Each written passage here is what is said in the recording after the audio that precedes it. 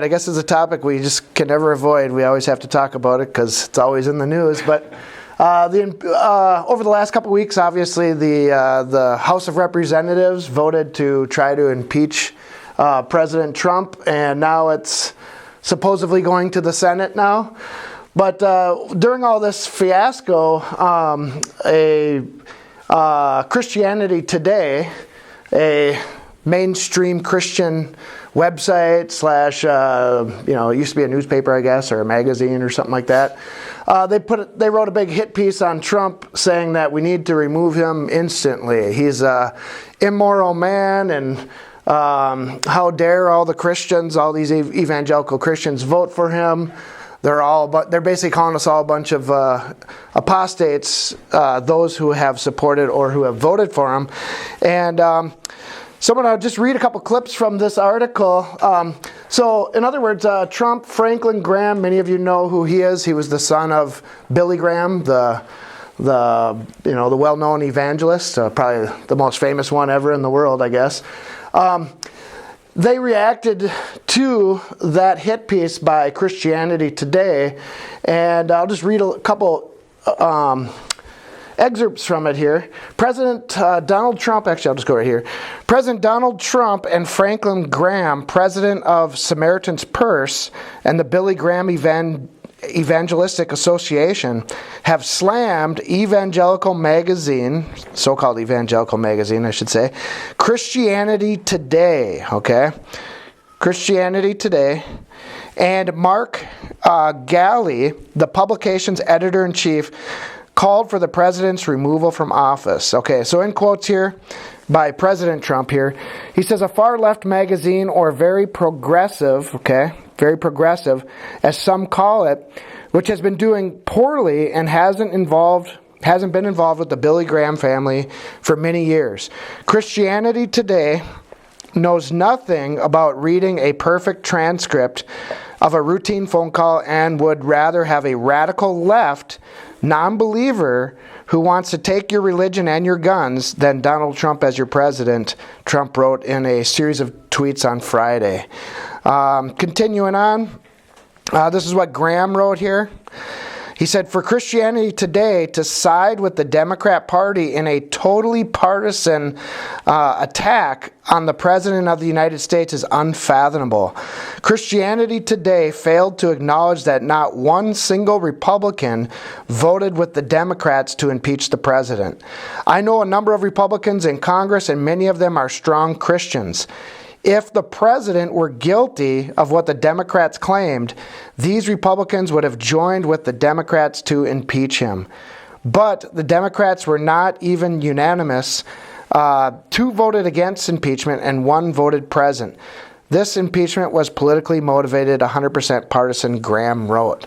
So he points out here that this so-called neutral magazine that's supposed to be based off of, they're supposed to be promoting Christianity, they're siding totally with one political party, yet they're condemning other Christians for doing the same exact thing they're doing. They're actually supporting the Democrat Party by taking sides with them on this. And Graham's point here is, hey, not one Republican, and many of them, or most of them are probably Christians, did not side with the Democrats because most of us know, based off of the research we've done on it, it's a totally phony impeachment. These are totally phony impeachment charges. Completely politically motivated by the leftists and the globalists and so on. So, in response here, in a further response, nearly 200, good news here, nearly 200 evangelical leaders slam Christianity Today for questioning their Christian witness. And here's a quote from that article. We are in fact not far-right evangelicals as characterized by the author. The letter states, rather, we are Bible-believing Christians and, I like that, I'm going to have to underline that, Bible-believing Christians and patriotic Americans.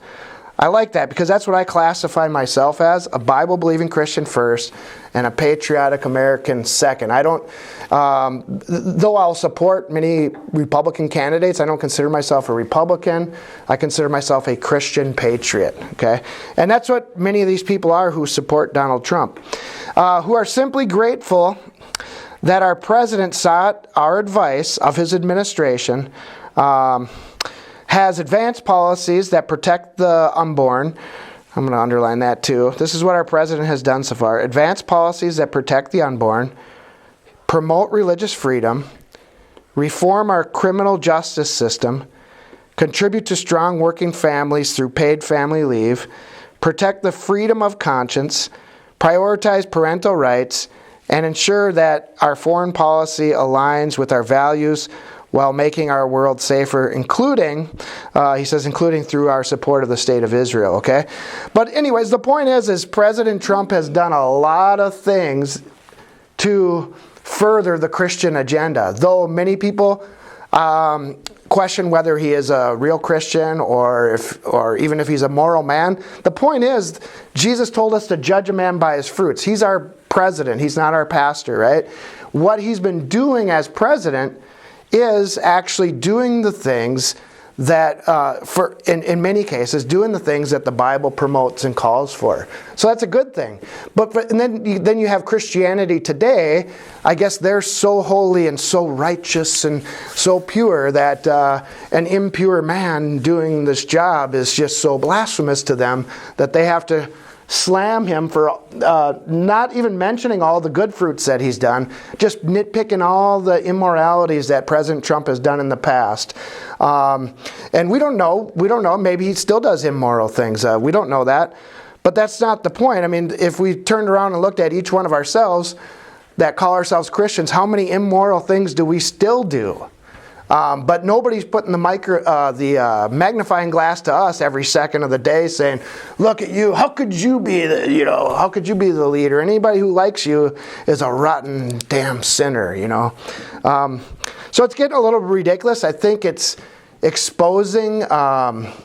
Not only does it expose Christianity today as really nothing but a left-wing propaganda newspaper disguised, as Jesus said, disguised, I'll say it this way, it's a wolf disguised in sheep's clothing. In other words, it's a magazine or a website that's disguised to be for Christians, but actually, at any opportunity, stands with our opposition. So we're beginning to see a dividing line in a very interesting way. I think God's using a sinner, someone who is very imperfect, to really expose all these self-righteous, holier-than-thou hypocrites. Okay, continuing on, he says these 200 evangelicals in their letter in response to the Christian Times, right? Did I say that right? Today. Christianity Today, yeah, sorry. We are proud to be numbered among those in history who, like Jesus, have been pretentiously accused of having too much grace. Okay, and that's what I've seen is a lot of Christians that support Trump. They're showing him grace. They're giving him the benefit of the doubt. They're not saying your past disqualifies you completely. God damn you, that type of thing. Too much grace for tax collectors and sinners, and we take deeply our personal responsibility to render unto Caesar what is Caesar's, our public service. Okay, they make the point of saying that, Jesus said, render unto Caesar which is Caesar's. Well, many Christians have interpreted that, I think rightly so, as we are supposed to be involved in public service as Christians. We're not supposed to neglect that.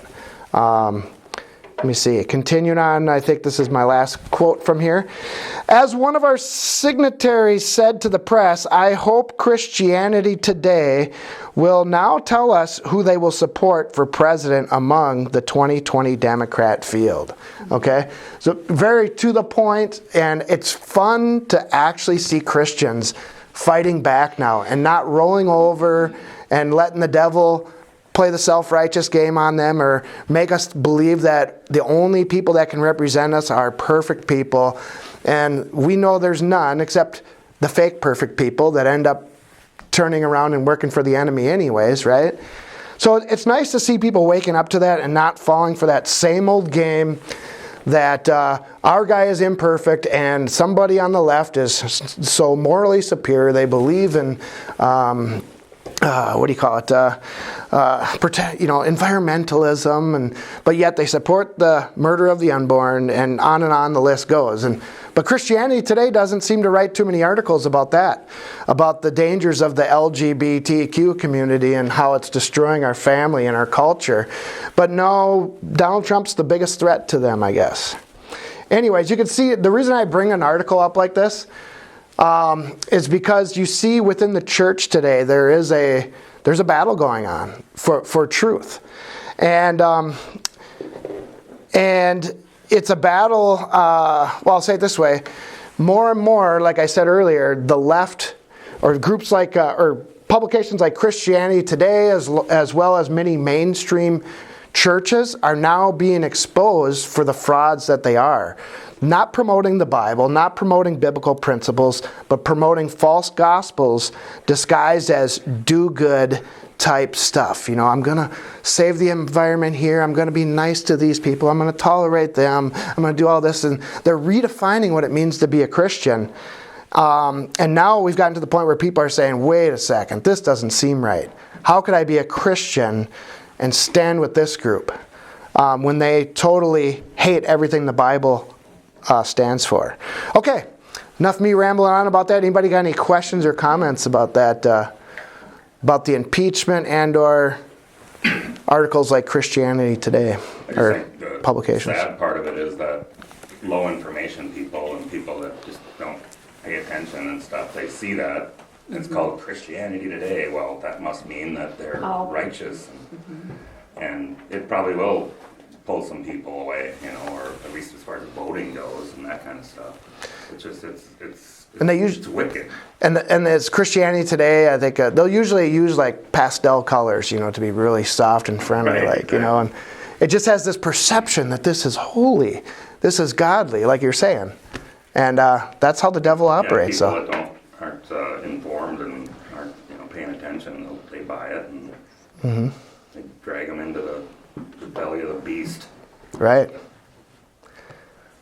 Yeah. Or even Christians that probably would mean well, but they're so into pleasing other people, and then they see that, and then they're like, oh, well, the Christianity Today says it's okay, then I can go along with the mainstream and not ruffle anyone's feathers or stand up for the truth or be offensive or whatever.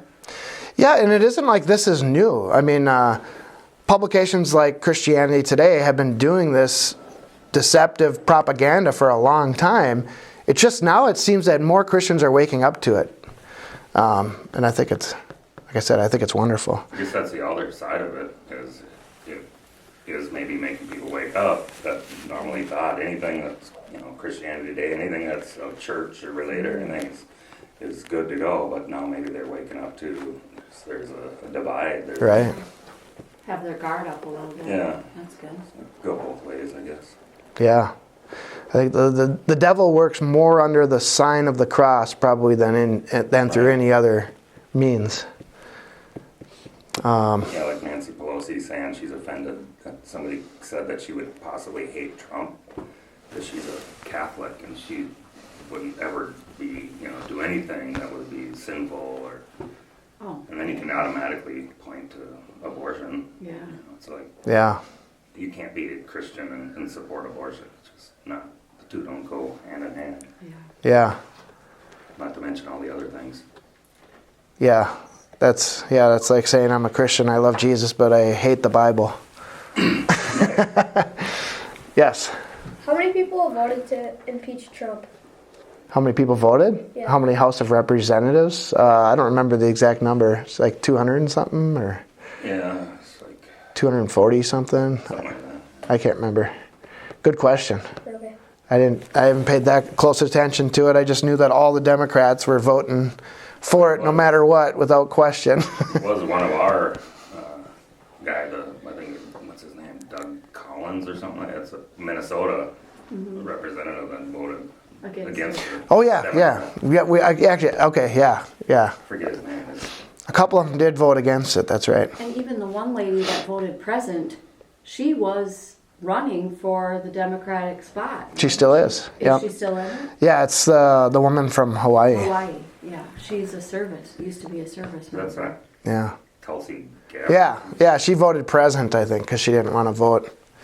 She even for made it. a statement. She couldn't, in her right conscience, vote for it. Oh, okay. But then that's why she just voted present. It's also why she won't win the Democrat nomination. Yeah. Yeah. Christian Overcomers is brought to you by the tithes and offerings of our listeners. If you would like to support our ministry, please go to ChristianOvercomers.com. God bless you, and thank you for your support. Mine eyes have seen the glory of the coming of the Lord. He is trampling out the vintage where the grapes of wrath are stored. He has loosed the fateful lightning of his terrible sword. His truth is marching